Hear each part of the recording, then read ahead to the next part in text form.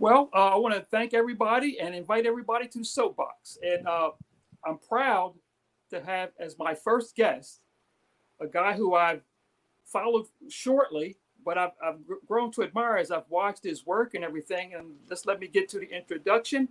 Uh, Martin Lockett, glad to have you on the SoapBox. So happy to be here, Rich. Great. It's truly an honor. I love what you're doing, and I'm happy to be a part of it. Thank you very much. Now, listen, I wanted to start off this thing by saying the first thing that came to my head. It says, and I asked you who you were and what you did. You wrote down there, substance abuse counselor. And I said to myself, wow, this guy is like so much more than a substance abuse counselor. But hey, you got to get a label. You got to get a label, right?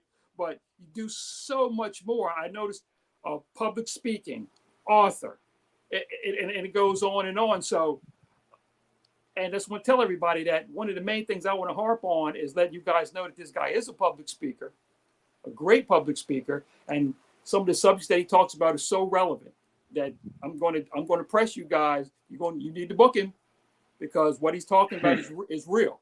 He's talking real stuff. Martin, welcome to the SoapBox again. Step right in there and give me the cliff notes about who Martin is and what he's about. Yes, sir. So you're right. I'm a little bit more than a substance abuse counselor. And it was a long, windy road that kind of got me here. I didn't set out, when you're 6, 7 years old and they ask you, well, what do you want to be when you grow up? I wanted to be an architect. Right. It was so happened that my life circumstances that got me involved with alcohol around age 14, 15. And then eventually a very lengthy period of incarceration because of my alcoholism led me into this work as a way to honor my victims, and we can kind of unpack that a little bit later. But just to kind of flesh it out, I'm a public safety speaker, particularly on all things DUI related, substance abuse prevention, and mental health, but primarily warning the public about the dangers, the irreversible consequences to drinking and driving stemming from addiction. And so the reason why I am, quote unquote, an authority on that matter is because I actually spent 17 and a half years in prison for DUI manslaughter, where 2 people were tragically taken from this earth. And the irony in my case was that the 2 people that lost their lives that night on New Year's Eve of 2003 were actually in recovery themselves at the time of the crash. Right. And so it was just an ironic thing that happened. And the columnist who had written the article, he said, perhaps the person they will have ended up helping the most is the man who's charged with killing them. And so I said, in order for this tragedy to not be in vain and to remain a simple tragedy, I have to carry on these people's legacies and make it my life's mission to do everything I can to help people who are struggling in addiction and to prevent them from getting behind the wheel of a car and possibly doing the same catastrophic thing. Okay, very good. Martin, okay, got that little cliff note now. So when I was starting, and the main point of this show is to give people an opportunity to really get on the soapbox and tell me about your main issues, and so you can drive some issues home. We won't take long, but I want you to drive these issues home. And first of all, I appreciate you doing it here. So, Martin, I'm telling you, get up on the soapbox. Get up on the soapbox from right now. I'm going to shoot these issues out to you and kind of give them to me one at a time, your feelings on them. The first thing I want to ask you about is not drinking and driving. Give me how you feel about that and what your main points about that are. So drinking and driving. So first of all, alcohol is it's the most prevalent, substance aside from cigarettes, nicotine. It's the most prevalent substance in our society that we're okay with, right? I mean, doctors, lawyers, engineers, architects, firemen, policemen, everybody drinks. I can't say everybody drinks, but a lot of people drink, right? Yeah. And it's also very, very common that if you're coming from a party or the bar or a concert or whatever the case, and you've been drinking probably a little too much, everybody makes it okay. Most people make it okay to get behind the wheel because, I'm just going a mile up the road. I'm just going 2 miles up the road. My house is around the corner. And so they make it okay to drink and drive. Right. And, this leads to tens of thousands of preventable deaths every year, right? Every year this happens. And so the main thing for me, because after this happened, and I'm in the county jail, and I'm looking at 2 counts of manslaughter in the first degree, and I'm looking at 20 years in prison day for day based on the sentencing laws. And I'm watching the news, and on the news was my fatal collision, right? It just happened the night before. And I'm experiencing deja vu because I'm listening to the coverage, but I'm kind of zoning out. And it felt like deja vu because it felt like I had been here before, even though I wasn't here before, obviously. But I was recollecting all the newspaper articles, right, that I had read over the years, but this had happened to somebody. And I'm recollecting the plethora of news coverage where I had seen this same thing had happened to so many people before me, but yet I had managed to delude myself and convince myself that this could never happen to me, right? That this only happens to lightweight drinkers who can't control their alcohol. It doesn't happen to me because I'm smarter than that. I'm better than that. I know what I'm doing. And it just is absolutely asinine to believe that. Right. It is. So that's point number one. As far as drinking and driving. And the main thing that when I go speak, I just spoke at an alcohol safety class yesterday. And I speak at conferences, and depending on whether I'm speaking to law enforcement who are DUI, specialists, drug recognition experts, if I'm speaking to first and second time DUI offenders, if I'm speaking, in high schools or whatever the case, the message is gonna somewhat vary. But ultimately, the plan, the thing I cannot stress enough. Okay. I'm not there to tell people that they can't drink. What you do is your business. Now, I would advise that if there's some issues with the law or your marriage or your job or your personal affairs with drinking, then you should probably seek some professional help at the very least, or at least a support group, a 12-step meeting or something like that. But aside from all that, if you drink, fine, have it your way. But the minute you take to the streets, while drunk, then it becomes a public issue. It now becomes my problem, right? When you do behind closed doors or in a bar, or whatever, that's your issue. You take it out to the public, now we all have a problem. So my thing is, if you know you're going to be out drinking, simply make sure you have a plan in place for how you're going to get home before you do so. Because the minute you start drinking, your judgment goes, your reactivity time is out the window, your motor skills are compromised. It's too late to start thinking about making the right decisions at that point, right? Yeah. So have a plan in place for how you're going to get home before you start drinking. And secondly, if you are with someone who has been drinking entirely too much, you know they shouldn't be driving. It's your responsibility to ensure that they don't. And honestly, I don't care if you have to wrestle them to the ground and take their keys. You need to do that. They will thank you in the morning, but do not let them get behind the wheel, and do not let them end up like me and countless others who have given 17 and a half years in prison, 20 years in prison, 35 years in prison for one night of fun. Exactly. Don't let that happen. Exactly. Very well said. And I like that you stress it because it's more than just important. It's critical.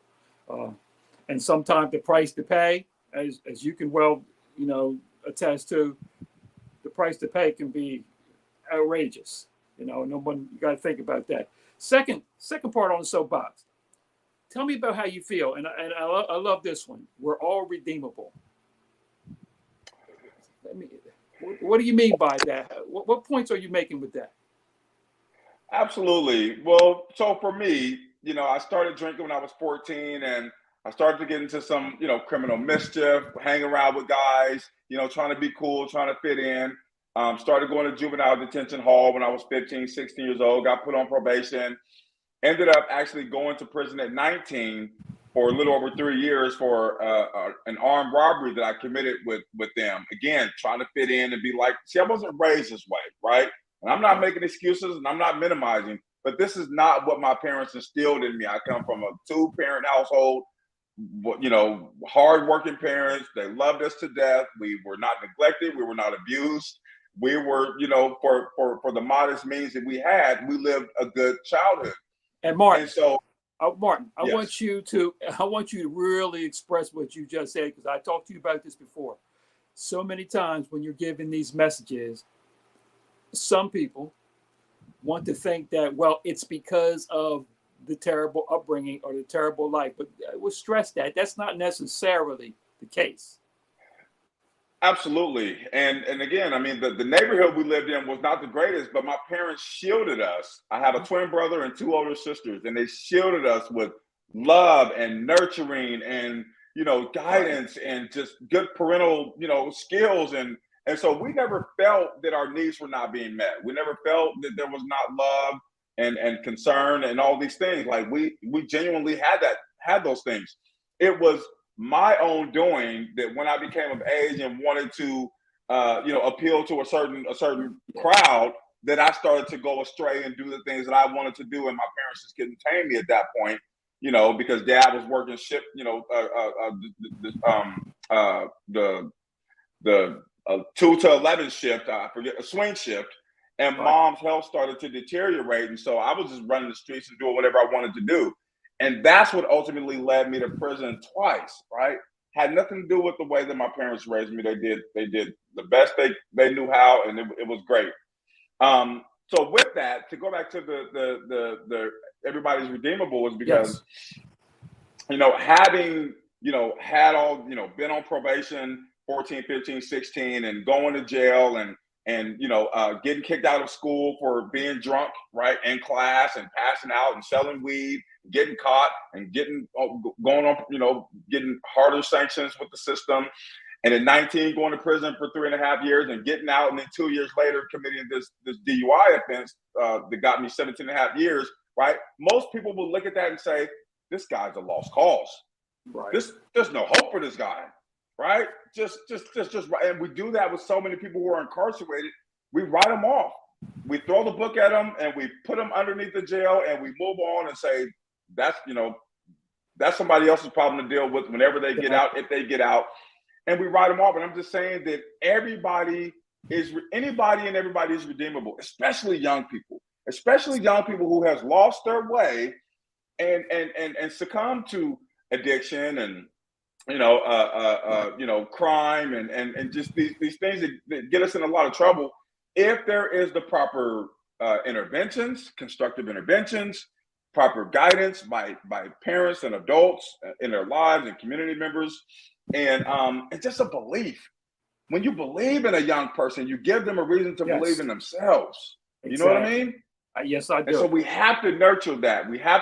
I've seen so many turnaround stories of people who I was incarcerated with who are out and doing fantastic things because they had in the system, they got the proper guidance and corrective interventions and things like that. But it shouldn't have to come to once they get locked up, then we want to intervene. There should be much more intervention in the community that can guide them out of those destructive patterns. Exactly.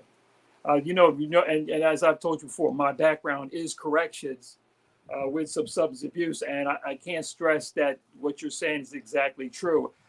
When you see it on the end that I saw, you always see the individual. By the time you see them, they have already been arrested. But in all those close conversations and getting to know an individual, and especially seeing them when they are frightened and scared without the bravado, you see that many people are not only redeemable, but worth redeeming, Absolutely. Worth redeeming. And you do see that. Absolutely. Okay. So, and that's cool. All right. Soapbox item number 3. Doing recovery in community and not in isolation. I like that. I like that. The whole basis for meeting and talking, but how do you see that? And how do you apply that? Well, because there's so many things that we have to grapple with in recovery.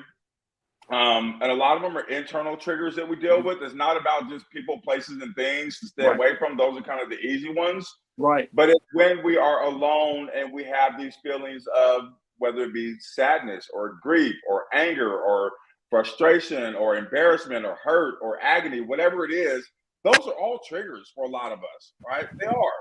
And so if I'm trying to just go it alone and just power through, just have the willpower to just stay strong and stand firm. If I don't have anybody to be able to process things with, to be able to talk things through with, to be able to get some support from and get some validation and get some empathy, I'm telling you, I'm setting myself up for failure. I'm setting myself up for a relapse. Exactly. And so it's a reason why the model of, and again, there's so many different ways to do it in community, but the 12-step model, which is, group based, right? Where people Right. congregate wherever they are. A lot of it is online now, being, due to the pandemic. Right. But people having fellowship with one another and taking Exactly. their problems to the group and getting support and getting feedback and, just knowing that they're not alone.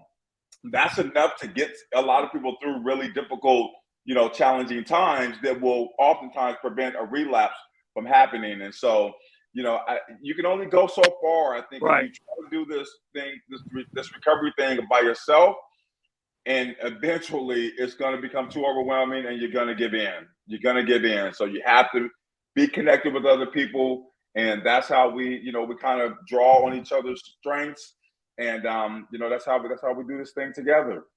Okay. Very, very good.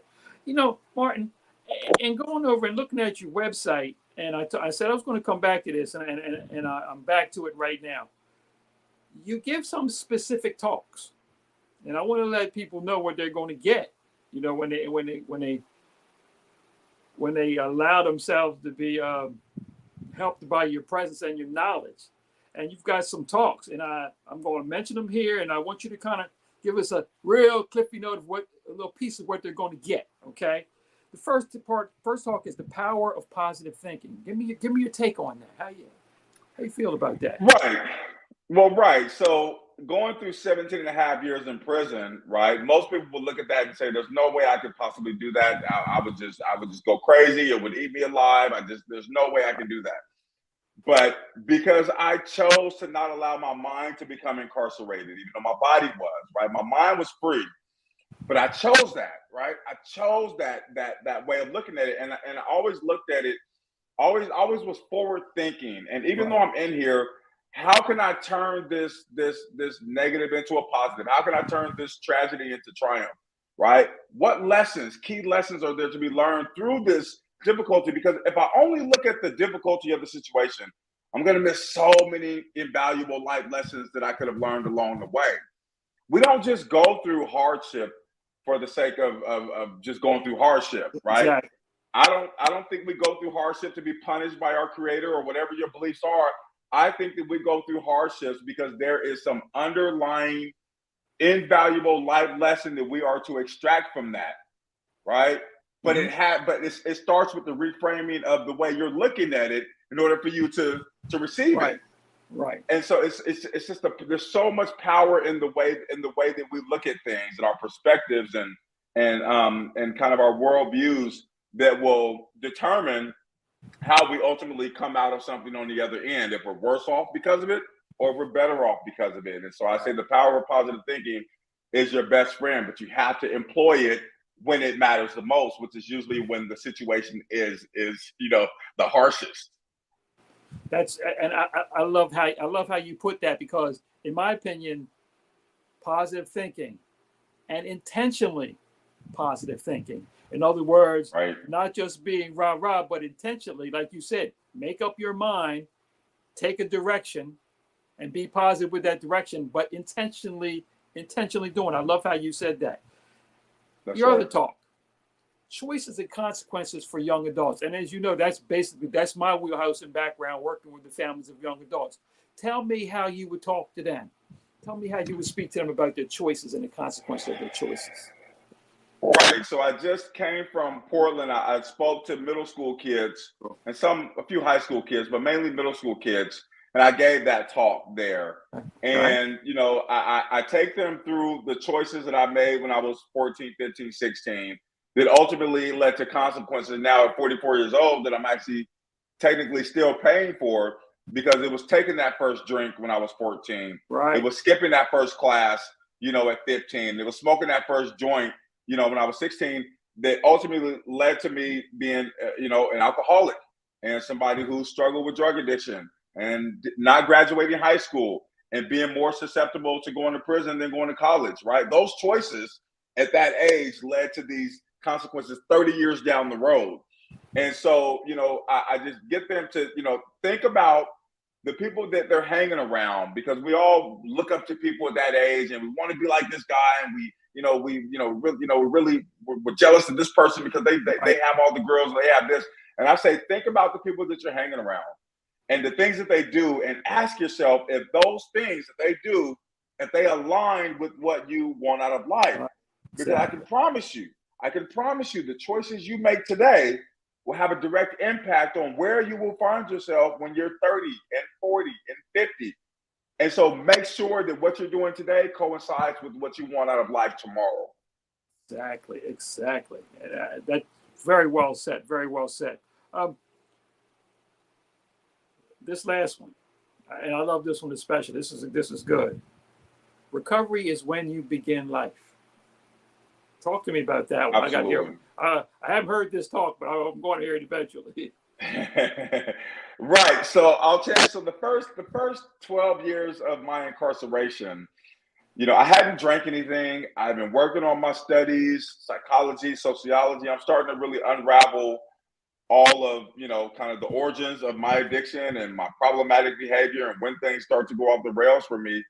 And so I assumed that I was in recovery, right? I hadn't drank. I'm learning all this good stuff and getting degrees, but I was just sober. I wasn't in recovery. You know what I mean? And so recovery, and so it's the, not to get too complex, but I can sum it up in the biopsychosocial spiritual model of recovery, right? So so we think about biology. So when we're in our addiction, we're putting chemicals in our body. We're not sleeping well. We're not eating right. We're not exercising. We're really doing a number on our physiology. Psychologically, we're numbing ourselves with the drugs and alcohol. So we're not processing our feelings. We're not regulating our emotions. We're not talking through our problems. We're not doing counseling, group therapy, anything like that. Socially, when we're in our addiction, at least when I was in my addiction, I wasn't hanging around the right people, doing the right things. I kept bad company, and I didn't know what a healthy boundary looked like, and it smacked me in the face. And spiritually, I was bankrupt. And so if those are all the things that were compromising my addiction, it would only make sense if in my recovery, I gave direct attention to all of those things, those four critical aspects of myself, to just kind of, revitalize life and to live life. And so now that I try to eat well, I exercise, I go jogging, I have workout equipment in my basement. I try to get adequate sleep. I'm not putting chemicals in my body. I feel great, right? Psychologically, I know how to process my emotions. I talk to my partner. If something's going on, I do AA. I process things there. I work as a drug and alcohol counselor. So I'm, kind of talking to myself and I'm talking to the clients. Socially, I definitely know how to set healthy boundaries today with people and maintain good, positive relationships. And then spiritually, I'm connected to my higher power. And so I feel that because, that's my recovery. Right. And for the first time in my life at 44 years old, and for the past couple of years that I've been out, I feel like I'm actually living to the person that Martin was meant to be, who I really am. Right. I'm steadfast and my principles and my value system is in order and my priorities in order. Everything was out of whack when I was in my addiction. Right. And even through the first 12 years of my incarceration, even though I hadn't drank, I still hadn't figured this part of me out. Right. My identity, who I really am and what my purpose is. So that's what I say, once you really start to put these building blocks of your recovery in place and you build that foundation, then you really start to live. That's when you really start to, feel fulfilled and purposeful, and you have a meaningful life, and you look forward to the day, and you got a lot to offer, and you get validation in return. Right. Oh, it's a beautiful thing, man. It's a beautiful thing. That's excellent. That's excellent. Martin, you got any projects going now? What are some of the things that you're actually doing and involved in? Give me a few. I know you're doing it, but give me a couple things. Yes. So the main thing, I mean, my main, my 9 to 5, if you will, that's working as a counselor and working on the mental health crisis line, which I thoroughly enjoy. It's very heavy. People struggling with suicidal ideation, self-harm, things like that. So I get to meet them where they are and get them through the day, and then get them connected with resources. But my passion, my absolute passion, is public speaking. And so, for instance, like I said, I just came back from Portland speaking to kids. I did my first law enforcement conference in Oregon, in Southern Oregon, a couple months ago in April, and it was just so validating to hear see officers come up to me afterwards and shake my hand and thank me for sharing my story and things like that. I'm involved with the Pennsylvania DUI Association, doing a couple conferences with them. I am going on a 5-college tour in New York in September. Okay. With the Save a Life tour, and they go into colleges and high schools around the country, and they bring these big simulators so kids can get inside and feel what it feels like to drive impaired or to drive distracted or to be speeding. And then I present my story to them, and I've spoken in a couple of high schools, and I got a panel tonight, a remote panel, also out of Oregon that I do once a month. And so it's just, really, really getting my message out there. And I've got a few more conferences coming up later this year with the drug treatment courts here in Pennsylvania as well. And then a couple others. So that's been really, really fun. And I just continue to learn and grow, like even in my public speaking and different audiences and kind of tailoring your message a little bit, even though it's my story, but I tailored it a little differently. Right. And so it's all been a process and a journey, and I'm going for the ride. I'm riding the wave, man. Hey, my question for you. So you're speaking. Are you a natural public speaker? I can tell you're natural, but had you take some training for it? Have you worked on it? What have you done with that? I did. So I'm not a natural public speaker. I was an incredibly shy kid, just in a room full of 5 people. Like I didn't know how to find the right words to say. Right. Which is why I also started drinking when I was 14, just to loosen up and feel comfortable in social settings. Right. It was when I was incarcerated and I got my first degree, my associates, and they asked me to speak at the graduation. And of course, I'm like, oh my God, I knew they were going to ask me. Why are they asking me this? Right. But I am so fixated on giving a really good performance when I do these things that I wrote everything down and I memorized it word for word, verbatim. So I was going to get up there, not forget what I was going to say, because if I memorize it, it's there, right? That's one thing about me. I have an impeccable memory. So I said, I'm going to memorize this thing, and I'm going to go, and I went up there and I did it, and it felt great. And then after that, I said, okay, this public speaking thing might work, but I got to really sharpen my skills. So I did Toastmasters. They were offering Toastmasters inside, the international organization for public speaking. They had a local branch coming in, and so I did a few speeches in there and learned some things, and then I kind of went off from there. And then they would have me speak at these GED graduations and the college graduations inside the prison, and then I started telling my story at the DUI victim impact panels within the prison. So before I even got out, there was a lot of practice with speaking, different audiences, different speeches, and things like that. All right. The work paid off. Work paid off. It did. It did indeed. Now, the youth and law enforcement panels, is that something that you directly work with? Any particular groups of law enforcement or any particular places, or is this general? How's that work? So this one came about. So I was referred by. So I spoken at a youth panel in Oregon, and then the woman who runs that youth panel, she said every year there's a law enforcement conference for DUI prevention in Oregon. Big conference, 500 people, and from all over the state, and actually from a few other states as well. And so she said, I want to refer you to speak if you're okay with it. And I'm like, of course, that'd be great. Right. So she submitted my name, and they had gone online and saw my videos on YouTube, and they said, yeah, we definitely like what this guy has to say. So then they, presented a contract, and it was, it worked out from there. And then this next one coming up with the Pennsylvania DUI Association, I had spoken at another youth conference in December. And then the guy who had put that on, he referred me to the Pennsylvania DUI Association.